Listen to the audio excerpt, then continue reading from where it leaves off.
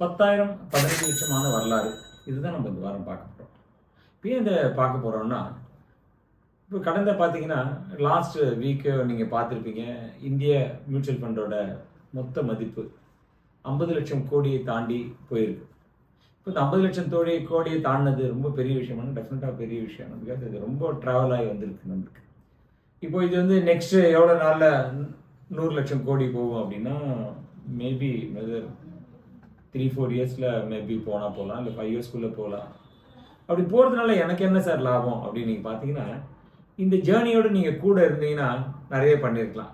இப்போ நம்ம என்ன பண்ணலாம், இந்த இப்போ 10,000லேருந்து 15,00,000 வரலாறு அப்படின்னு சொல்கிறோம்ல, அப்போ அதுக்கு ஒரு எந்த ஃபண்டு அந்த மாதிரி டெவலப் ஆயிருக்குன்னு பார்க்கலாம். அப்போது உங்களுக்கு அது வளர்ந்ததுன்னா எக்கானமி மாறுறதுனால தான் அதுவும் வளர்ந்துருக்கு அப்படின்றது அங்கே பாட்டம் லைன். இதுக்கு முன்னாடி நம்ம என்ன பண்ணோம், கொஞ்சம் டேட்டா எடுக்கிறதுக்கு பார்த்தோம். 30 இயர்ஸ் ட்ராக் ரெக்கார்டு எடுத்தே மொத்தமாக பேசலாம் அப்படின்னு பார்த்தோம். ஆனால் 30 இயர்ஸ் ட்ராக் ரெக்கார்டு எடுக்க முடியலன்னா mid and small cap, mid கேப்லாம் அந்த அளவுக்கு அந்த பீரியடில் 25 இயர்ஸ்க்கு முன்னாடிலாம் இல்லை. அதனால் நாங்கள் என்ன பண்ணோம், டேட்டாக்கு 20 இயர்ஸ் எடுத்துட்டோம். ஒரு ஃபண்டு ரியல் டைமில் 10,000 15 லட்சமான அந்த ஃபண்டை பற்றியும் அப்படியே நம்ம கடைசியில் பேசிடுறோம். அப்போது உங்களுக்கு அது தெரியும். இப்போ நம்ம பார்க்கலாம், முதலீடுல எப்பயுமே நிறைய முதலீட்டாளர்களுக்கு என்ன நினச்சிக்கிறாங்க, ஒரு பீக் வந்தோடனே பணத்தை எடுத்துடுறதா, அப்படியே வச்சுக்கிறதா, என்ன பண்ணுறதுன்னு ரொம்ப ரொம்ப கன்ஃபியூஸ் ஆகிட்டாங்க. இல்லாட்டி ப்ராஃபிட் புக் பண்ணிவிட்டு என்ன பண்ணுறது. நம்ம எப்பயுமே சொல்கிறோம், இலக்குகள் அடிப்படையில் தான் முதலீடு பண்ணுங்க, இலக்குகள் அடிப்படையில் முதலீடு பண்ணிங்கன்னா உங்களுக்கு எப்பயுமே பெஸ்ட்டுன்னு சொல்லிட்டு இருக்கோம். பட் இருந்தாலும் அந்த இன்வெஸ்டர்ஸ்க்கு வந்து அந்த ஒரு ஏர்ஜ் எப்பயுமே ப்ராஃபிட் புக் பண்ணணும் அப்படின்னு ஒரு அர்ஜி வந்தது. இப்போ நம்ம பார்க்கலாம், ஒரு மிட் கேப் எடுத்துக்கலாமா, இல்லை எல்லாருக்கும் மிட் கேப் பிடிக்கல, எவ்வளோ ரிட்டர்ன் ஈகராக இருப்பீங்களா, அப்போ மிட் கேப்பை லாஸ்ட்டில் வச்சுக்கலாம். நம்ம இப்போ நம்ம எடுத்த உடனே லார்ஜ் கேப் பார்க்கலாம். இப்போ லார்ஜ் கேப் வந்து ஒரு 20 வருடத்தில் எவ்வளோ அளவுக்கு நான் ஒரு 10 லட்ச ரூபாய் முதலீடு செஞ்சிருந்தால் எவ்வளோ போயிருக்கோம் அப்படின்னு நம்ம பார்க்கலாம். இப்போ நீங்கள் உடனே கேட்பீங்க, சார் 20 வருஷத்துக்கு முன்னாடி என்கிட்ட 10 லட்சமே இல்லை அப்படின்னு. அப்போ நான் சொல்கிற அமௌண்ட்டை 10 லட்சம் இல்லைன்னா நான் சொல்கிற அமௌண்ட்டை 10ஆல் டிவைட் பண்ணிக்கோங்க, சரியா? அப்போ 1 லட்சமாக இருக்கும். சரி, நம்ம சொன்ன இப்போ நான் சொல்கிற அமௌண்ட்டை நீங்கள் அப்படியே டிவைட் பண்ணிட்டீங்கன்னா உங்களுக்கு சரியாயிடும். 1 லட்சம் போட்டிங்கன்னா எவ்வளோ இருக்கும் அப்படின்னு நமக்கு வந்துடலாம். இப்போ நம்ம லார்ஜ் கேப்பில் பார்க்கலாம். லார்ஜ் கேப்போட குறியீடு எது? சென்செக்ஸ் தான் இல்லையா? கடந்த 20 ஆண்டுகளுக்கு முன்னாடி நீங்கள் ஒரு 10 லட்சம் முதலீடு பண்ணியிருந்தீங்கன்னா இன்னைக்கு அதோட வேல்யூ சென்செக்ஸில், ஏன்னா புரிஞ்சுக்கிறதுக்காக இந்த இண்டெக்ஸில் சொல்கிறோம், 1,25,00,000 ரூபாய் உருவாயிருக்கும். நீங்கள் 10 லட்ச ரூபாய் இன்வெஸ்ட் பண்ணியிருந்தீங்கன்னா இன்னைக்கு 1,25,00,000 இன்வெஸ்ட் பண்ணியிருக்கோம்.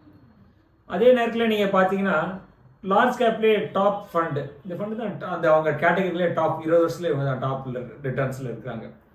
இவங்களோட ரிட்டர்ன் எடுத்து பார்த்தீங்கன்னா 2,47,00,000 இருக்குது. 2,47,00,000 இருக்குது. நம்ம இப்போ தம்ப்நெயிலுக்காக சில நேரத்தில் வந்து பயங்கரமான நம்பர் சொல்லி வீடியோஸ் போடுறாங்க. நம்ம எப்பயுமே டேட்டா பேஸில் அனலைஸ் பண்ணுவோம். நம்ம தம்ப்நெயிலை வச்சு இன்வெஸ்டர்ஸ் உள்ளே வந்து பார்க்கணும் அப்படின்ற ஐடியா நம்மள்கிட்ட கிடையாது. அதனால நம்ம இதை வந்து தம்ப்நெயிலாக யூஸ் பண்ணல, உள்ள ரன்னிங்கில் சொல்கிறோம். ஒரு 10 லட்சம் நீங்கள் இன்வெஸ்ட் பண்ணிங்கன்னா நீங்கள் 2,47,00,000 ரூபாய் இருந்தது. அதுலேயே லார்ஜ் கேப்லேயே பாட்டமான ஃபண்டு இவர் தான் ஒன்றும் சரியாக பர்ஃபார்ம் பண்ணாத ஃபண்டு. ஏன்னா இதில் 1-2 ஃபண்டை பாட்டமில் இருக்கிறது எலிமினேட் பண்ணிட்டோம். ஏன்னா ரொம்ப டைனி சைஸு, அவங்கள எடுத்து பேசுறது சுத்தமாக எதுவுமே பிரயோஜனம் இல்லை. அதனால அவங்கள எலிமினேட் பண்ணிட்டு ரீசனபிள் சைஸில் இருக்கிற லாஸ்ட் ஃபண்டை எடுத்து பேசுவோம். இதோட என்ன ஃபண்டுன்றது நான் உள்ளே கொடுத்துருக்கேன். நீங்கள் சொன்னால் உங்களுக்கு கான்சன்ட்ரேஷன் டிஸ்ட்ராக்டடாக இந்த முடிஞ்சோடனே ஸ்லைடில் போடுவாங்க, அப்போ பாருங்கள். நீங்கள் பாட்டம் ஃபண்ட் எவ்வளோ கொடுத்துருக்காங்கன்னா 1,42,00,000 கொடுத்துருக்காங்க. எவ்வளோ ரிட்டர்ன் சார் அப்படின்னு கேட்டிங்கன்னா 14.2%. டாப் எவ்வளோ கொடுத்துருக்கு? 17.2% ரிட்டர்ன் கொடுத்துருக்கு. பாட்டம் 14.2% இருக்கு. இது ரெண்டுத்துக்கும் வித்தியாசம் பார்த்தீங்கன்னா கிட்டத்தட்ட 0.33% தான் டிஃப்ரென்ஸ். 17.4, 14.2, 3.2 ப்ரிசைஸாக சொல்லணும். உங்களுக்கு 2 பேரோட டிஃப்ரென்ஸ் பாருங்கள். அந்த 3% மாறி 20 வருஷத்துக்கு க்ரோ ஆனால் எவ்வளோ வந்திருக்கும் சொல்லுங்கள்? 1,05,00,000 ரூபாய் டிஃப்ரென்ஸ். 3% தான் டிஃப்ரென்ஸ். அந்த 3% டிஃப்ரென்ஸ் 1,05,00,000 ஆயிடுச்சு. ஸோ இதுதான் லாங் டேர்ம் ஹோல்ட் பண்ணுறதோட ஒரு ஃபெசிலிட்டி. அப்போ நம்ம பார்க்கலாம், சார் நான் அந்த அளவுக்கு அந்த காலத்தில் நான் ரிஸ்க் எடுத்துருக்க மாட்டேன், ஏன்னா அன்றைக்கி என்னோட ஃபேமிலி சுச்சுவேஷன் அந்த அளவுக்கு சரியில்லை, அப்போ நான் ரொம்ப கன்சர்வேட்டிவாக எடுத்திருப்பேன் அப்படின்னா நான் என்ன ஆயிருக்கும் அப்படின்னா, அப்போ நம்ம கன்சர்வேட்டிவாக போயிருந்தால் என்ன பண்ணியிருப்போம், நம்ம ஒரு ஹைபிரிட் ஃபண்டில் இன்வெஸ்ட் பண்ணியிருப்போம். ஹைபிரிட் ஃபண்டாக உங்களுக்கு தெரிஞ்சிருக்கேன்னா நம்ம வீடியோவுக்கு தொடர்ந்து பார்த்துட்டே இருக்கீங்களா, உங்களுக்கு டெஃபினட்டாக ஹைபிரிட் ஃபண்டாக உங்களுக்கு சொல்லுங்கள். என்ன சொல்லுங்கள் பார்க்கலாம், ஹைபிரிட் ஃபண்டு தான் என்ன? 100 ரூபாய் இன்வெஸ்ட் பண்ணிங்கன்னா 65 ரூபாய் ஈக்விட்டிலையும் 35 ரூபாய் கடன் சார்ந்த பத்திரத்தில் இன்வெஸ்ட் பண்ணால் அது பேர் ஹைபிரிட். முதல்ல பேலன்ஸ் ஃபண்டுன்னு சொல்லிட்டு இருந்தோம், இப்போ நம்ம ஹைபிரிட்னு சொல்கிறோம். இப்போ நம்ம பாருங்கள், டாப் ரேட்டட் ஃபண்டில் பார்த்தீங்கன்னா 2 crore has given return. 10 லட்ச ரூபாய் என்ன ஆயிருக்கு 2 crore ஆயிருக்கு. அதுலேயே பாட்டமான ஃபண்ட் என்ன கொடுத்துருக்காங்க 10 crore எவ்வளோ ஆயிருக்கு 68 lakhs ஆயிருக்கு. ஸோ இப்போ என்ன ஆயிருக்கு அந்த டாப் ஃபண்ட் எவ்வளோ ரிட்டர்ன் கொடுத்துருக்காங்க. நம்ம எப்பவுமே ரிட்டர்ன் டேர்மில் ஒன்று நம்பரில் பேசிக்கலாம், அப்புறம் ரிட்டர்னில் பேசிக்கலாம். 2 கோடியே 1 லட்சம் கொடுத்துருக்காங்க அப்படின்னா ரிட்டர்ன் 16.2% கொடுத்துருக்காங்க. பாட்டம் எவ்வளோ கொடுத்துருக்காங்க 68 lakhs கொடுத்துருக்காங்க, 68.5 lakhs கொடுத்துருக்காங்க, ரிட்டர்ன் வந்து 10.1. இப்போ ரெண்டுத்துக்கும் பாருங்க 6% டிஃபரன்ஸ்னால எவ்வளோ டிஃபரன்ஸ் வருது, 1,45 லட்சம் கிட்டத்தட்ட டிஃபரன்ஸ் வருது. ஓகே, ஸோ அப்போ சென்செக்ஸ் எவ்வளோ கொடுத்துருக்காங்க 1,25 லட்சம் கொடுத்துருக்காங்க. அப்போ ஹைபிரிட் ஃபண்டு நமக்கு தெரியும் 65% தான் ஈக்விட்டி ரிஸ்க். அப்போ சென்செக்ஸ் அளவுக்கு 65% தான் பண்ணியிருக்காங்க, மீதி 35% டெட்டு. அப்போ அவங்க என்ன பண்ணியிருக்காங்க மார்க்கெட்டுக்கு ஏற்ற மாதிரி அந்த அலோகேஷனை 65% முதல்ல அந்த 65-35 முதல்ல அலோகேஷன்ஸ் கிடையாது, முதல்ல வேரியபிளாக இருந்தது. 80% வரைக்கும் போகலாம் ஈக்விட்டி அப்படிலாம் இருந்தது. அப்போ இப்போ தான் ரூல்ஸ் வந்துருக்கு. இப்போ 80-20 அப்படி மோஸ்ட்லி எல்லாரும் மெயின்டைன் பண்ணியிருக்காங்க. இப்போ 80-20 பண்ணால் கூட ஒரு ஹைபிரிட் ஃபண்டு குவாலிட்டியாக மேனேஜ் பண்ணால் சென்செக்ஸோட ரிஸ்க் எடுத்து அந்த ஃபண்டு அதிகமாக ரிட்டர்ன் கொடுக்குது. சென்செக்ஸ் 13.5%, இங்கே 16.2%. லெஸ் ரிஸ்கில் ஹை ரிட்டர்ன்ஸ் கொடுத்துருக்காங்க. இதில் இன்னொரு பாயிண்ட் நம்ம நோட்டீஸ் பண்ண என்னன்னா, நம்ம நிறைய நேரம் இங்கே இந்த பிரிவில் நிறைய பேசிகிட்டு இருக்கோம் பாசிவ் ஃபண்ட் நிறைய பேர் பார்த்தீங்கன்னா இண்டெக்ஸ் ஃபண்டில் இன்வெஸ்ட் பண்ணுறாங்க. இப்போ பார்த்தீங்கன்னா என்ன டிஃப்ரென்ஸு, இண்டெக்ஸ் ஃபண்ட் லார்ஜ் கேப்லேயே பார்த்தா இண்டெக்ஸை விட லார்ஜ் கேப் கிட்டத்தட்ட எவ்வளோ பர்சன்ட் 4% டிஃப்ரென்ஸ் கொடுத்துருக்காங்க.